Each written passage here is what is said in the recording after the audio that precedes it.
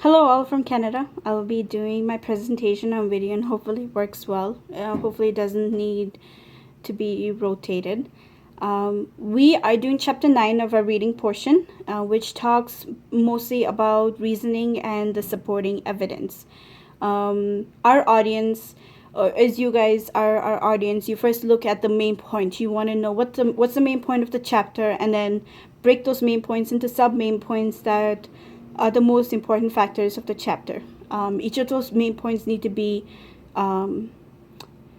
supported by evidence. So logic and validity. Logic is our reasoning and validity is our evidence. So logic and validity go hand in hand. If your points are illogical, doesn't matter how good they are, even if they are backed hardcore by facts, if they're illogical, you've lost your audience. They're not really going to pay attention to you. But on the other hand, if your logic is perfect and it's got your audience's attention, if they analyze it and it's not backed up by evidence, you've just lost your audience, and it's going to be hard to get them back if you ever do. So I hope that Kimberly, Jennifer, and myself can explain this effectively to you. So when we, one of the things that it talks about was outlining our paper and speech. It wasn't just necessarily outline, which we usually have the introduction, the 3 points, and the conclusion. And in the 3 points, you have the sub main points, you have the intro sentence, then you have a couple of sentences that support it, and then you maybe have the evidence that supports that. And so it's just a lot of reading. This chapter's main point wasn't about what's in each of those points, but how you place the order. Is it plausible? Does it make sense? For example, so it starts out with actually a technique which I think visual learners will absolutely love. Now, I'm not a visual learner, and I thought this was really cool, so hopefully everybody else does too. So they called it the storyboard technique, and it started out with separating each of the whole paper into different parts.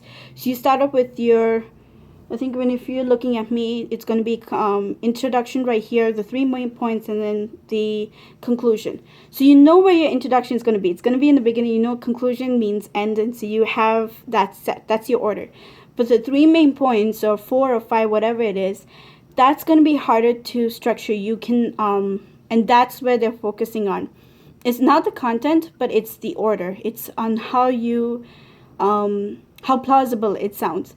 So, for example, when I introduced this hotel that we're staying at, the 3 things that the family was looking for was what kind of hotel, if it's clean, if it's not, if it has breakfast, and how far it's from the location, how far it's from my aunt's house, or the church or the funeral services, or if you had family time. So I finally found a really good hotel. It was the Hilton. We're staying at the Hilton. It was about 15 minutes away from my aunt, which I think compared to the Motel 8 was 5 minutes. And then, of course, it came with a hot breakfast. It wasn't just cereal. It was nice eggs. So when I explained that to my family, of course, the first thing I'm going to bring out was the Hilton. So that's going to be my main point, because that's the strongest. When you see the Hilton, when you see the Holiday Inn or Marriott or whatever, you're looking at the strongest points, and it's where it's gonna perk them up, like, hey, ooh, okay, that's good. Then the second part was gonna be the distance, because my brother was really worried about that. So you want to know that you're not going to travel half an hour to 45 minutes between each locations. You're at the ideal place. So my aunt lives 15 minutes away in one direction, and then behind us is actually my cousin. So we're actually traveling back and forth, and it was the most ideal location. And the third was the breakfast. Now, breakfast is important, but it's also just one meal of each day. It's not every day, or it's not going to take part of our whole day. So I started with the Hilton because it was the most important point, the distance, and then the breakfast. And if I start with the breakfast, they're really waiting for the main point. Which hotel is it? And then if I say the distance, which is great, it's probably the best location. And then I ended with the name of the hotel, they're gonna get, well, it's my family, so they're gonna be like, well, just tell me which hotel it is. But then, of course, while you might not have your family listening to you, your audience wants to hear the most important fact, and then they're ready to listen to everything else. So you want to have that in a good order. The second thing that they talked about was evidence. So once you've got your order, you want the next thing to be about your evidence.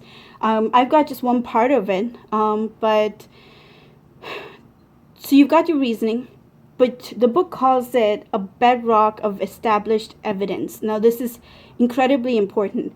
It's actually really brief, but it starts out with what is considered evidence. See, evidence, as the book explained it to us, was what is commonly referred to as information that will not be questioned by the common public, or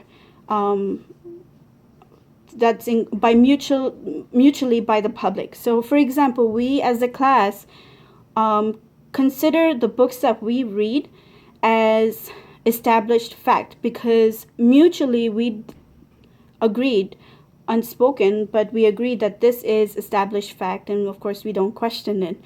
Now you're going to have skeptical people, but it starts out with, when you're reading your information and you're reading your logic and you have your evidence, you want to see from your audience's point of view.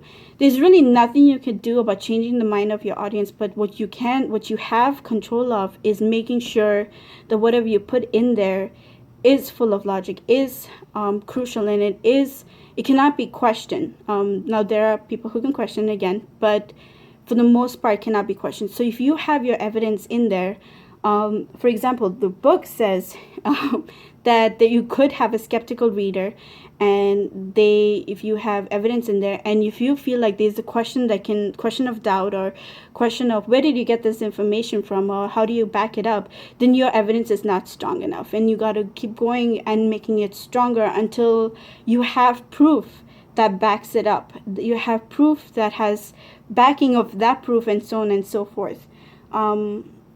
You want to answer the question, what makes this fact true? How do you know that? Where did you get your information from? Once you have those questions, you're getting closer and closer to your evidence being stronger and more established.